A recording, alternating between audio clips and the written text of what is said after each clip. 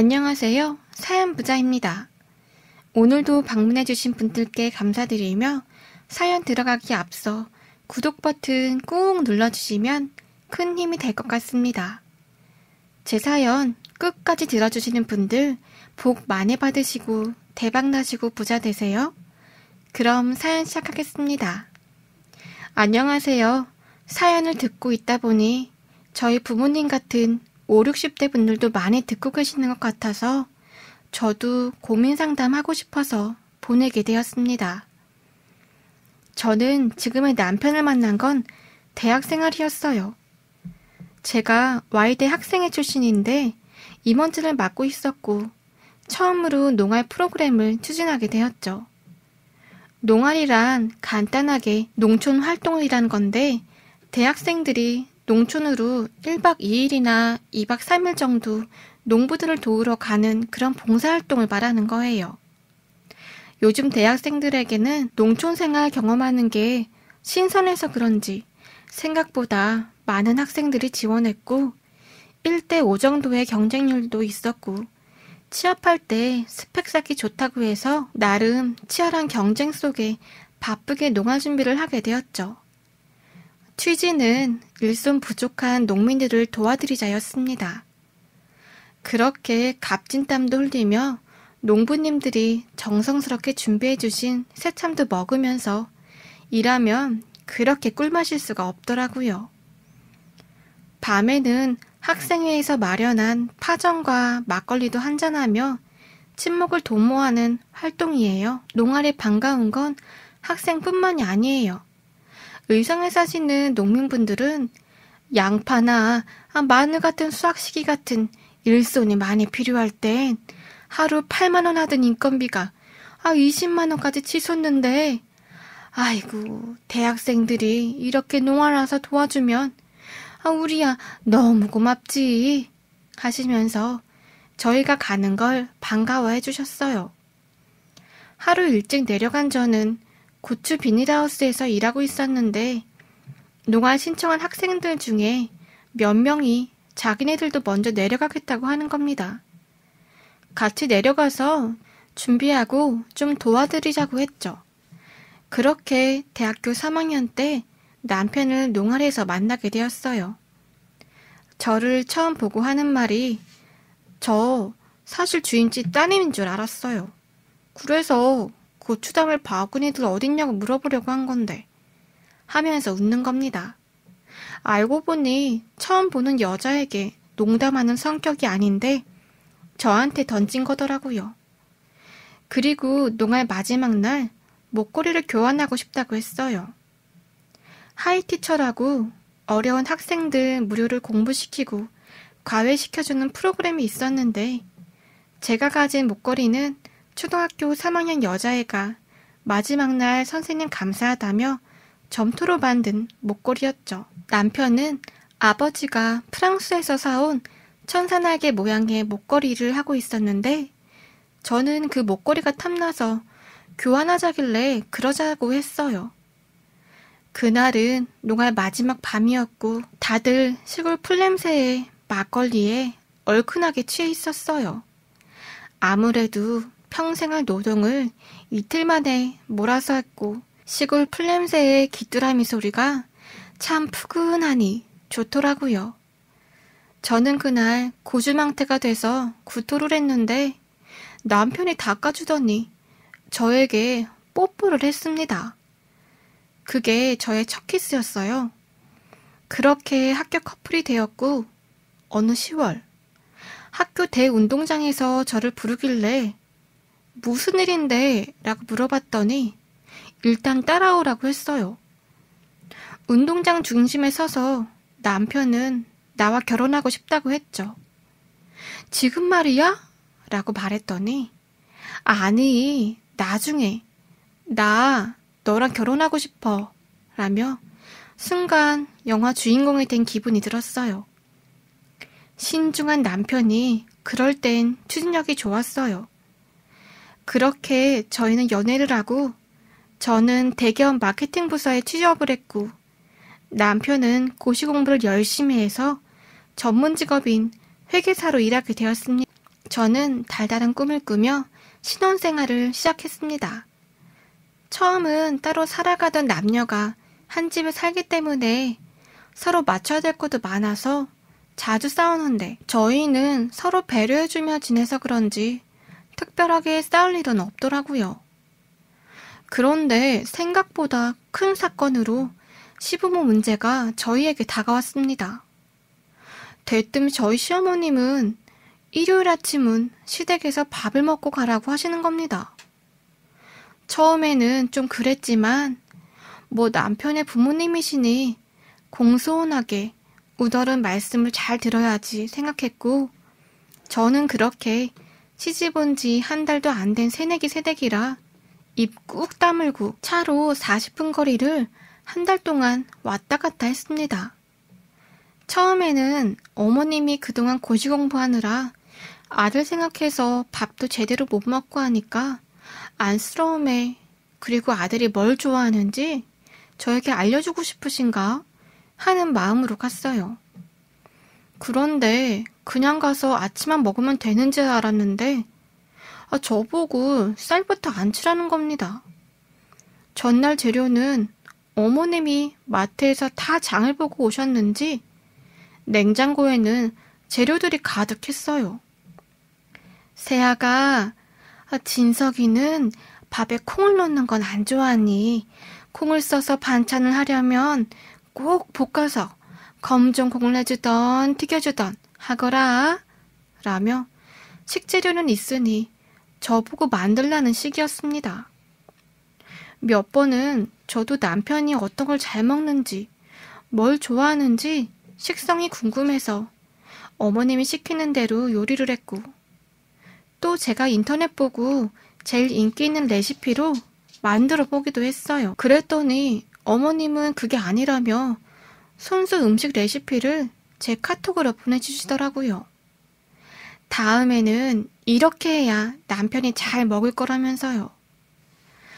처음 한 달은 어찌어찌 해서 주말마다 가서 요리 배우고 하면서 좋았어요. 그런데 4주째 되는 날은 정말 너무 가기 싫어서 남편에게 말했죠. 자기야, 나도 맞벌이고 내가 하고 싶은 요리 방식이 있는데 왜 이걸 일요일 아침마다 해야 되는지 모르겠어 라고 하니 처음에는 무조건 싫다고 하면 반항적으로 보이니까 몇 주만 더 가서 횟수를 줄이거나 없애자. 알겠지? 라고 하는 겁니다. 그런데 더는 못하겠더라고요. 그래서 8주째 되는 날 아침에 시어머니에게 저 이거 왜 해야 되는지 모르겠다고 말했습니다. 제가 일 안 하는 전업주부면 모르겠는데 저도 번듯한 회사 다니면서 남들 부러울 정도로 돈 벌고 있는데 소중한 주말 쉬지도 못하고 더군다나 늦잠도 못 자면서 집안일도 못하고 고생할 이유가 없다고 말했죠. 시부모는 경조사가 있으면 당연히 찾아뵙겠지만 신혼 초라 신경도 많이 써야 되고 주말마다 오는 건 버겁다고 공손하게 말씀드렸어요. 그런데 어머니는 세아가 이게 다 요리도 가르치고 살림 가르쳐주려고 그런 거니 나중에는 다 쓸모가 있을 게다. 요즘 누가 이렇게 시어머니가 나서서 맛있는 반찬 만드는 방법도 알려주고 그러냐? 다들 귀찮아하지. 얘기 들어보니 밀키트며 음식탕 등 음식 사 먹기 바쁠 텐데 말이다. 라고 하시면서 제 얘긴 듣지도 않으셨어요. 그래서 저는 말씀드렸죠. 어머니, 저 혼자 산 지 3년 넘어서 웬만한 요리도 살림도 다 할 줄 알아서 크게 걱정 안 하셔도 돼요. 그런 거면 저희는 아침도 안 먹어서 일요일 아침부터 오는 건 조금 피곤한 것 같아요. 어머님도 피곤하시고 더군다나 남편이 요즘 야근이 많아서 그런지 좀 쉬고 싶어 하더라고요. 그리고 어머니가 걱정하실 정도로 저 요리 못하진 않아서 다음 주부터는 안 오려고요. 라며 일부러 남편이 늦잠을 자고 싶어 하는데 못 잔다고 말씀드렸죠. 그랬더니 옆에 있던 신랑은 눈치도 없이 벙찐 표정으로 어버버거리더니 눈치 백다는 시어머니는 진서가 너 어미 얼굴도 못 볼 만큼 그렇게 바쁘냐? 라며 얼굴이 홍당무처럼 빨개져 금방이라도 소리 지를 것 같은 표정을 하시더라고요. 부엌에서 그런 상황을 보신 시아버지는 냉큼 그러길래 내가 뭘 했어. 쓸데없이 시어머니 건의를 보이네 어쩌네 하다가 당신이 애들 볶으니 애들이 그동안 얼마나 힘들겠어.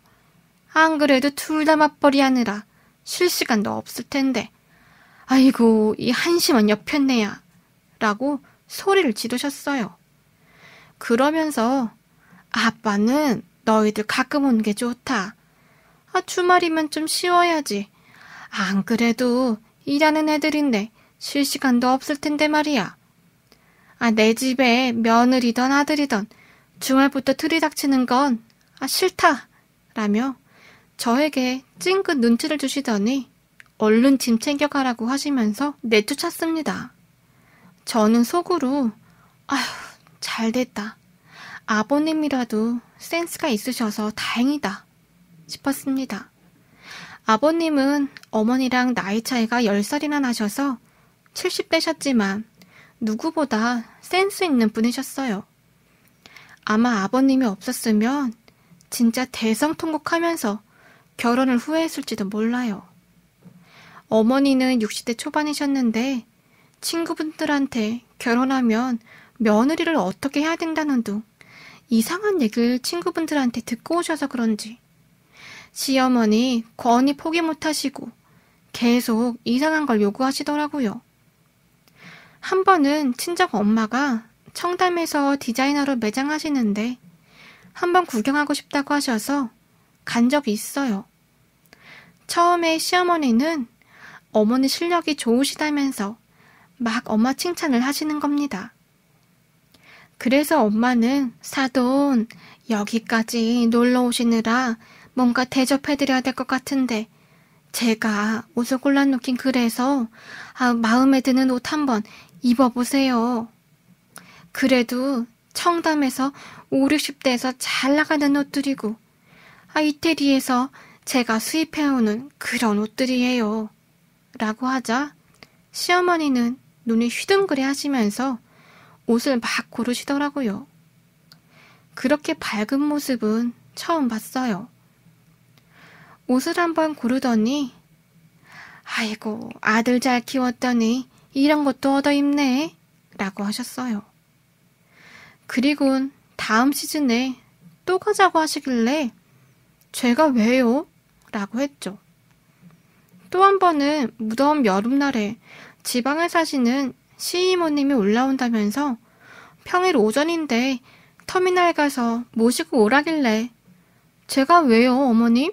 이라고 했어요. 오전인데 더군다나 저는 일하고 있는데 휴가를 쓰면서까지 모시고 오는 게 말이 되나요? 그리고 저희는 시부모님께 매달 100만 원씩 드리고 있어요.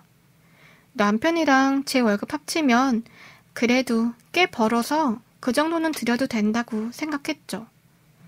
그렇게 하루는 주말에 어머님이 백화점에 가시더니 블랙그라망 모피가 50% 세일을 한다며 전화가 오신 겁니다. 세아가 여기 모피가 세일하는데 너도 하나 사고 나도 하나 살까 하는데 어떠냐? 라고 하시길래 또 제가 왜요? 라고 했죠. 어머님은 우물쭈물 하시더니 아니 뭐 다른 뜻은 없고 생각해보니 박정자라고 개모임하는 엄마가 있는데 이번에 백화점에서 며느리가 코트 사줬다고 자랑하면서 세일 많이 한다길래 나도 와봤는데 괜찮아서 겨울에 모피 코트 하나 있으면 따뜻하고 좋을 것 같아서 말해봤다. 너무 바쁜 것 같은데 끊으마 라고 하시는 겁니다. 이 사연 듣고 계시는 여러분은 어떻게 생각하시나요? 제가 이상한 건가요? 남편한테도 말했는데 연애 때와는 좀 다르게 중간에서 중재 역할을 못하는지 답답해서 저라도 이렇게 할 수밖에 없었어요. 시어머니는 점점 간섭이 심해졌고 자식을 끼고 장단 맞추길 원하셨죠. 조금만 배가 아파도 나 넘어갈 것 같다고 얼른 집에 오라고 부르시고 하루는 눈이 침침하면서 자꾸 아프다고 하시는 거예요. 병원에 갔더니 녹내장이라고 수술을 해야 한다길래 지인 통해서 최고로 좋은 병원에다가 수술을 예약하고 왔죠. 병원비도 다른 곳에 비해서 2배나 비쌌지만 연세도 있으시고 하니 제일 경험이 많고 잘하는 곳에서 수술하시는 게 맞다고 해서 수술 스케줄도 지인 통해서 빠르게 잡고 제가 다 알아보고 어머님께 말씀드렸어요. 그날 남편과 함께 어머님을 데리러 시댁으로 가기로 했는데 갑자기 회사에 급한 일이 터졌다면서 가봐야 한다는 겁니다. 그래서 어쩔 수 없이 저 혼자 차를 몰고 시어머니를 모시러 집으로 갔어요. 시댁집은 아파트 13층인데 엘리베이터에 타면서부터 계속 그 의사가 수술을 안 아프게 잘 하겠지. 경험이 많다던. 아이고, 내 눈 안 보이면 어떻게 하냐. 아들은 안 온대냐. 어미가 수술하러 가는데 일이 더 급하대냐. 라면서 혹시라도 수술하고 안 보이면 어쩌냐. 그 전에 좋은 것 좀 많이 받고 가야 되는데 걱정이다. 수술을 미룰까 세아가? 하면서 세상 떠나갈 일인 양 병원으로 이동하는 차 안에서도 계속 걱정만 늘어놓으셨어요. 또 얼마 전에는 주말에 시댁에서 인터넷으로 전기담요를 좀 주문해달라고 해서 가져다 드리느라 시댁에 들린 적이 있어요. 그때 식사를 하면서 다음 주 수요일에 건강검진 한다고 하시더라고요. 혹시 장에서 용종 같은 게 나오면 어떻게 하는지, 또 암이면 어쩌냐 하시면서 걱정 마왕같이 주저리 늘어놓으셨어요. 돌아오는데 그런 시어머님이 좀 지쳐서 남편한테 여보, 자기 어머니 원래 좀 징징거리셔? 걱정이 너무 많으신 것 같아. 라고 하니 응, 우리 엄마 원래 그래. 그래도 걱정돼서 그런 거니까 자기가 신경 좀 써줘. 라는 겁니다. 한 대 후려치고 싶었어요. 그리고 수요일이 되었죠.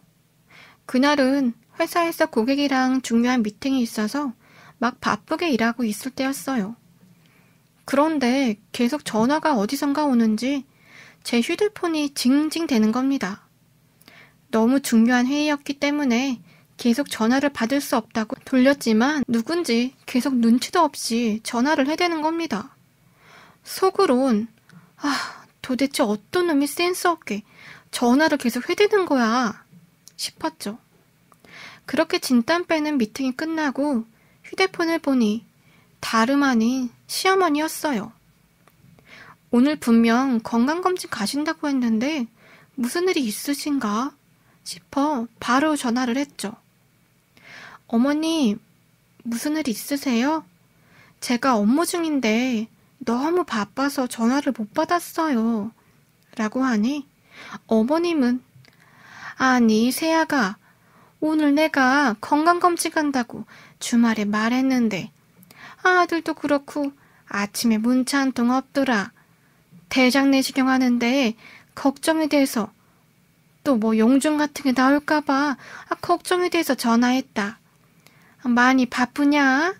라고 하시는 겁니다. 오늘 연락이 없어서 은근히 서운한다는 눈치를 주면서 전화를 하셨더라고요. 저는 지난번에 신랑한테 들은 것도 있고 해서 어머니, 제가 오늘 중요한 미팅이 있어서 깜빡해서 건강검진은 잘 받으셨고요. 집에 택시 타고 들어가셔서 오는 죽 먹고 좀 편히 쉬세요.